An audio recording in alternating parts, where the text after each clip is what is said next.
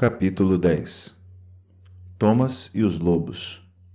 Vícios, paixões, no encalço do intruso. Após a ácida discussão, pedreiro e monge ficaram alguns dias sem conversar, e isso atrasou o andamento das obras da catedral. Elion, cumprindo as exigências de sua condição de mestre arquiteto, foi ao encontro de Thomas para obter dele mais esclarecimentos sobre a desavença com o padre Gustav. Meu jovem irmão, tenho notado você muito calado nestes últimos dias. Seus olhos, ao contrário do habitual, têm irradiado tristeza e uma certa melancolia. Onde está aquela costumeira alegria que contagia a todos? Logo estarei bem, meu querido mestre. Sempre fui assim. Daqui a alguns dias volto ao meu normal. E qual é o seu normal, Thomas? Como mestre, tenho que cuidar de todos os meus obreiros e para isso tenho que observá-los, entendê-los, descobri-los. Sou atento não só ao seu exímio e retocável trabalho como escultor, mas também ao seu jeito de ser e de se relacionar com as pessoas em geral. E aí eu me pergunto, será que eu realmente conheço você, Thomas? Não se preocupe comigo. Amanhã ou depois contar-lhe-ei a história de uma fantástica caçada nas Highlanders. Tenho certeza de que você vai gostar. Tire-me de sua cabeça. Você já tem muito com o que se preocupar. O que houve com Gustav? Aquele padre infeliz me irrita com sua inútil sabedoria e com seu ar de superioridade. Detesto quando tenta me humilhar com seus jogos de palavras ocas que, em momento algum, causam eco dentro de mim. Pelo contrário, entram por um ouvido e, mais que rapidamente, saem pelo outro. É interessante que Gustav tenha a mesma impressão sobre você. Segundo ele, é detestável trabalhar com um pedreiro que se acha o melhor do mundo, que não gosta de seguir regras ou criar rotinas, que repentinamente muda o estado de humor e que principalmente fica o tempo todo contestando os preceitos de fé dos outros. Ainda mais dele, um monge beneditino, um verdadeiro servo de Deus. Já vi que ele conseguiu ludibriá-lo com suas palavras bonitas. É difícil alguém ludibriar um mestre arquiteto que pacientemente cumpriu, durante tantos anos, seu trabalho na pedra bruta. Depois, anos encaixando pedras polidas, e há mais de uma década passou do esquadro ao compasso. Desculpe-me, mestre, falou Thomas flexionando a cabeça. Vocês são jovens talentosos e não estão sabendo suportar o peso da responsabilidade que assumiram. É virtuoso o que vocês fazem aos 20 anos de idade. Porém, seus corações estão repletos de paixões que necessitam ser dominadas. Suas mentes são terrenos férteis para os piores vícios que necessitam ser enclausurados. E com muita sapiência continuou. Imagine um homem que chegou à vida adulta após ter acumulado grandes amizades, com uma bela e harmoniosa família, confortavelmente provida pelo merecido fruto de seu trabalho digno e honesto. Um homem que seja respeitado e admirado por todos e abençoado por Deus. Pois eu lhe pergunto, seria tudo isso possível se esse homem fosse detentor de apenas uma virtude? Lógico que não, Thomas. São necessárias inúmeras virtudes para conseguir amealhar todas essas conquistas durante a vida. Mas uma coisa eu posso lhe afirmar: basta apenas um vício para tudo se perder. Jamais esqueça isso. A força de um único vício é surpreendentemente maior do que a de inúmeras virtudes juntas. E outra coisa, Thomas: o ser humano não tem força suficiente para matar um vício ou uma paixão. O máximo que pode fazer é mantê-los presos dentro de uma masmorra. E isso já é muito difícil, pois a qualquer momento eles se libertam e colocam em risco tudo aquilo que você construiu por toda uma vida com suas virtudes. Se quer ser feliz, justo e livre, domine seus vícios e suas paixões, por menores que sejam, e procure desenvolver até o último dia de sua vida o máximo de virtudes. Muito obrigado, Elion. Jamais esquecerei o que me ensinou. Depois de um momento em silêncio, Elion continuou. Mas fale-me um pouco de você. O que está ocorrendo que o deixa tão cabisbaixo? Não sei como descrever exatamente o que se passa comigo. Sinto como se houvesse dentro de meu peito dezenas de lobos famintos que jamais se acalmam, jamais deixam de lutar entre si. Eles se sentem presos e fazem de tudo para se libertar. E, nessa luta incessante entre mordidas, patadas e uivos, eles me machucam, ferem-me, tiram-me o sono. Que lobos poderiam ser esses, Elion? Com certeza há dentro de você, habitando o seu íntimo, Um lobo do amor e outro do ódio. Um lobo da arrogância e outro da humildade. Um lobo da fraternidade e outro da mesquinhez. Um lobo da sabedoria e outro da ignorância. Mas qual deles vencerá? Aquele que você melhor alimentar, Thomas. Já vi você, intrepidamente, contar histórias tenebrosas sobre lobos para as crianças, lá na feira, aos finais de semana. Mas, ao contrário, já presenciei você transfigurar-se, tremendo e suando simplesmente por ouvir um uivo durante a noite, o qual ninguém mais escutou. Domine esses seus lobos, Thomas. Saiba quais deles alimentar. Mais uma vez, Elion, minhas desculpas por atrasar as obras e muito obrigado por ter conversado assim comigo. Docilmente agradeceu Thomas. Thomas, tenho por você grande admiração e um sentimento de amizade que vem se consolidando a cada dia. Às vezes chego a pensar que Deus mandou você para ocupar o lugar do filho que falta em minha família. Também encontrei em você, Elion, o verdadeiro amigo que nunca tive. E, trocando o tradicional abraço dos pedreiros, se despediram. Até amanhã cedo na catedral para nossa reunião semanal, despediu-se Elion. Os dias passaram, e os estranhos acontecimentos continuavam a desconcentrar os obreiros e a tirar-lhes o sono. As especulações sobre quem ou o que estaria atarantando os trabalhos da corporação na construção da catedral tomaram vulto. Isso fez impregnar desconfiança e medo nas famílias dos pedreiros, apesar dos esforços de Elion em tentar manter total discrição dos fatos, até que eles fossem resolvidos. Certa noite, passos foram ouvidos no telhado do abrigo dos aprendizes, e nenhum deles teve coragem de sair para averiguar o que acontecia. O mestre cozinheiro procurou Elion para relatar-lhe que praticamente todos os dias dava por falta de alimentos em sua despensa. O mais incrível era que, ao inspecionar esses locais, nenhum rastro, marca ou sinal era constatado, levando inexoravelmente aqueles pedreiros à incômoda conclusão de que algo além do natural estava acontecendo. As antigas tradições da Corporação dos Pedreiros Livres faziam-os invocar os auspícios do grande Criador ao início de toda manhã de trabalho. Era um momento de concentração, de reflexão e de exercício de fé, executado por todos. Costumavam flexionar a cabeça para frente, fechar os olhos para agradecer a Deus e pedir-lhe proteção durante a realização dos trabalhos. Nas últimas semanas, esses momentos se alongaram devido à necessidade de intensificar as orações e os pedidos de proteção divina para todos. Em uma dessas manhãs, estando todos reunidos e de olhos fechados, Elion arriscou abrir um de seus olhos. Levantou lentamente sua cabeça para tentar não quebrar aquele momento de paz e reflexão formado pelos bons pensamentos de todos. Nisso, Elion teve uma intrigante visão. No alto da catedral, o mestre arquiteto viu uma sombra que se movia com rapidez incomum por entre as janelas que compunham o inacabado clerestório, acima das colunas, do lado norte daquele imenso templo. De quem seria aquela sombra? Era grande demais para um pássaro. Nenhum animal teria condições de lá chegar. Nenhum homem em sã consciência por lá ficaria a desafiar a distância que separava aquelas belíssimas janelas do chão, empoeirado da catedral, ainda em construção. Quem se arriscaria a se mover naquela altura, sem nenhum andaime por perto? Esse fato só aumentou a preocupação do mestre arquiteto, que resolveu mantê-lo em segredo, para que o pânico não se instalasse definitivamente entre seus obreiros.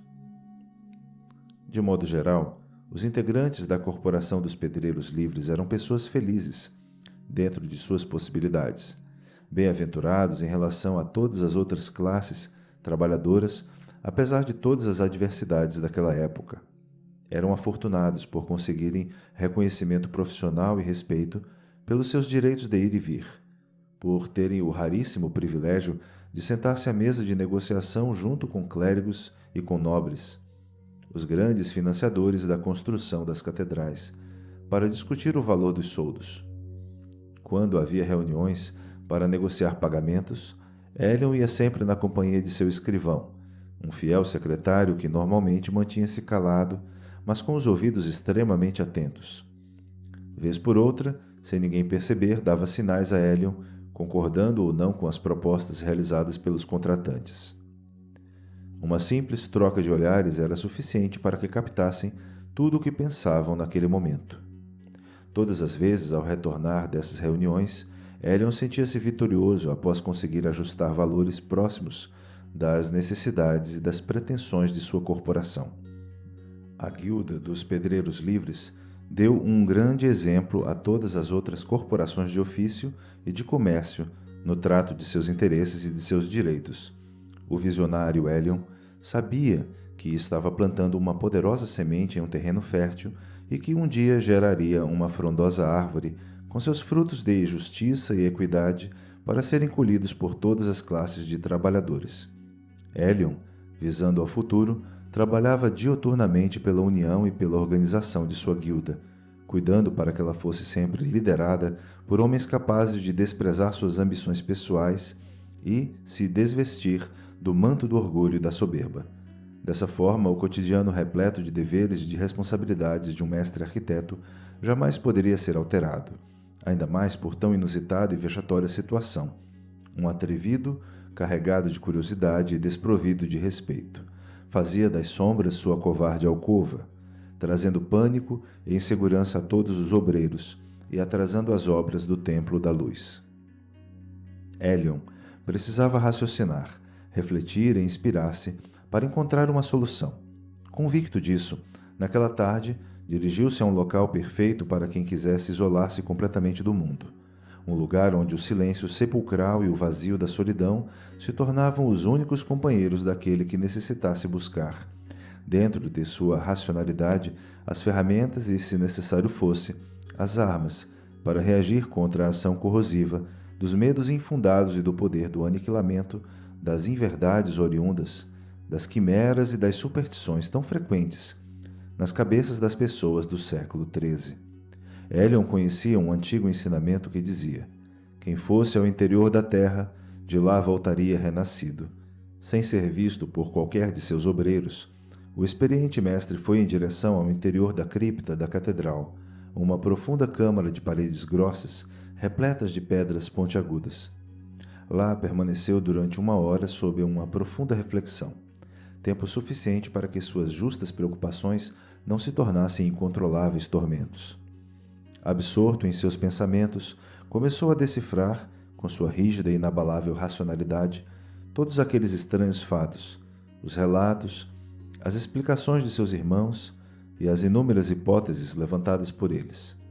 Analisou cada detalhe de tudo o que até então ocorrera e concluiu que a solução para aquele mistério poderia ser relativamente simples, pois seu fundamento estaria calcado justamente na antiga disputa entre as forças do bem e do mal, no eterno e simbólico embate entre a luz e as trevas. Elion trazia arraigado dentro de si a firme convicção de que a efêmera presença das trevas se faz única e simplesmente pela ausência da luz. Onde há luz, não há trevas.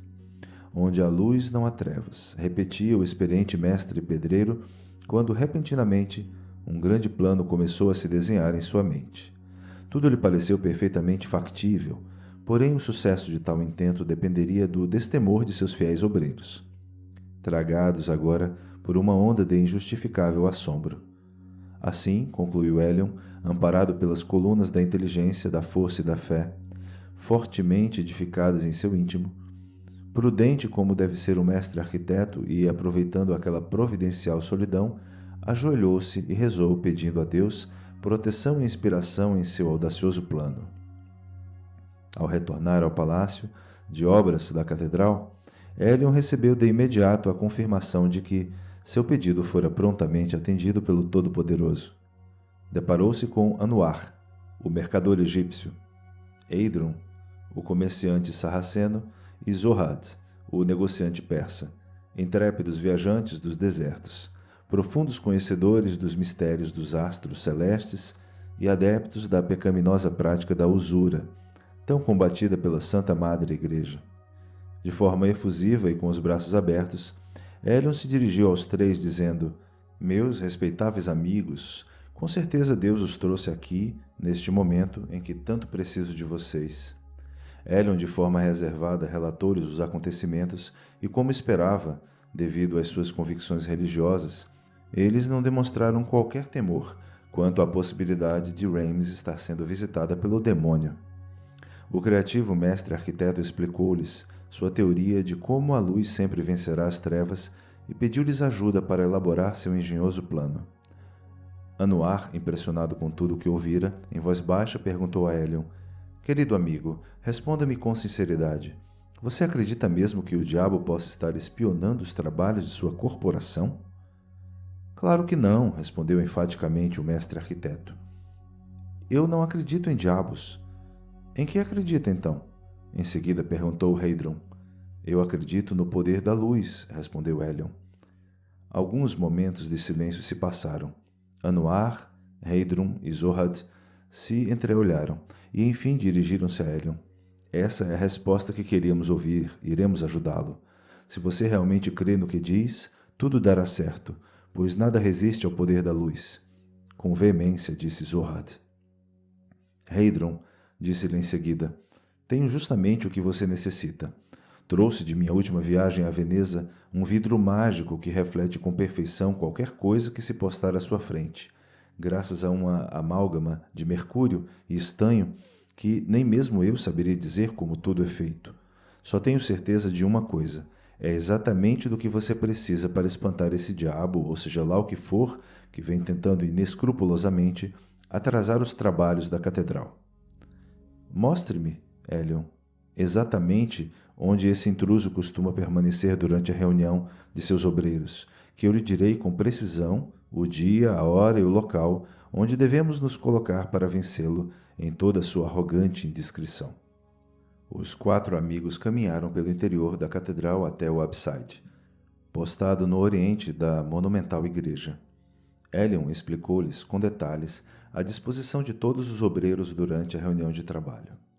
Minha posição é esta, neste extremo, com o oriente às minhas costas, pois daqui, encimando estes degraus da abside, consigo visualizar toda a catedral. Costumo separar meus obreiros em 2 grupos. Os que trabalham ao longo das colunas, do lado norte da catedral, postam-se à minha direita, sob o comando e a vigilância do meu primeiro oficial. Já os que trabalham ao longo das colunas do lado sul, postam-se à minha esquerda, sob o comando e vigilância de meu segundo oficial. Vocês nunca foram interrompidos em seus trabalhos? Perguntou Anuar. Isso praticamente é impossível de acontecer, devido ao excelente trabalho e até a uma certa truculência, eu admito, dos nossos irmãos telheiros. Eles são responsáveis por manter afastado todo e qualquer intruso que ouse fazer parte de nossos trabalhos sem ter sido convidado. É a maneira que temos para preservar os segredos e os mistérios de nossa profissão e de nossa arte, longe daqueles que porventura queiram deles se apoderar. E os outros irmãos mestres e os mais velhos, onde ficam?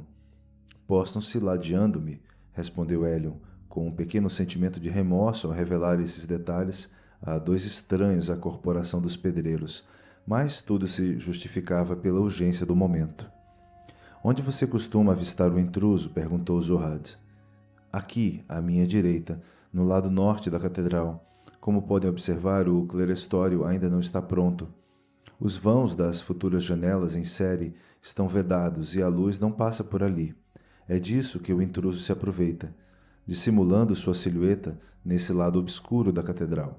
Comparem com o lado sul e vejam a diferença. As colunas e o clerestório chegam a brilhar com tanta luminosidade. Estou convencido de que seu plano dará certo, Helion. Preciso de 3 dias e 3 noites para observar com exatidão o Sol sobre o seu meridiano e a posição das estrelas ao ocaso. De posse dessas informações, definirei o dia e o horário propícios para que tudo saia como você imaginou. Com contagiante convicção, falou Anuar. Como consegue realizar esses cálculos, Anuar? Perguntou curiosamente Helion. Desculpe-me, meu querido mestre arquiteto, mas tal qual você e seus obreiros, também tenho meus segredos. Com a face um tanto ruborizada, Helion respondeu, eu é que lhe peço desculpas por minha indiscrição, meu grande e fiel amigo. Os dias se passaram, e Helion tentou exercer todas as suas funções com naturalidade, apesar da apreensão que tomava conta de seu íntimo. Soube manter em segredo a conversa que teve e os planos idealizados com Anuar e Heidrun. os quais somente revelaria a seus obreiros no momento adequado. Esperava que o egípcio completasse rapidamente seus cálculos para que pudesse marcar o que seria o dia em que a corporação dos pedreiros livres se colocaria em pé à ordem na difícil e perigosa missão da caça ao demônio. Durante dias seguidos, procurou o mercador em seu pequeno bazar, o que veio a chamar a atenção de Thomas, que o indagou. Está chegando o aniversário de sua esposa, Elion? Não, Thomas. Mas por que me pergunta isso? Replicou o surpreso Elion. Você tem ido tanto ao comércio de Anuar que pensei que tivesse encomendado algo precioso e especial para presentear a adorável Claire. Você é muito observador, Thomas, afirmou Elion, completando. Anuar é uma pessoa sábia, viajante desde longínquas terras, amigo de reis, de príncipes, de grandes cavaleiros, de ábades e de bispos. Também é amigo de pessoas simples, de servis e de escravos.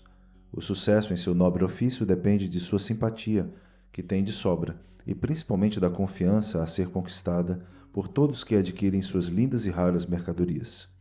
Elas vêm de lugares inimagináveis para a grande maioria de todos nós, que por um motivo ou outro acabamos vivendo a maior parte de nossas vidas fixos em uma só cidade, em uma só região. Para pessoas assim, as mercadorias e os relatos das incríveis viagens e aventuras de Anuar tornam-se a concretização de um sonho de liberdade inatingível. Estou justamente indo lá agora. Gostaria de me acompanhar? É evidente que quero, Elion. Ao chegarem ao pequeno e improvisado bazar, Anuar chamou os dois pedreiros e perguntou-lhes de forma discreta. Estão sabendo o que aconteceu em Londres? Não, Anuar, o que foi? Um crime pavoroso. Foram encontradas as cabeças de 2 jovens, cada uma em um poste nas principais entradas da cidade. Pedaços de suas entranhas foram espalhados por toda Londres. Que coisa horrível! Exclamaram Elion e Thomas. Anuar pediu aos dois que abaixassem discretamente suas cabeças e falou uma só vez ao ouvido direito de Elion e ao esquerdo de Thomas. Dizem que todos os dois eram pedreiros como vocês. Que Deus os tenha. Amém. Responderam Elion e Thomas, fazendo o sinal da cruz.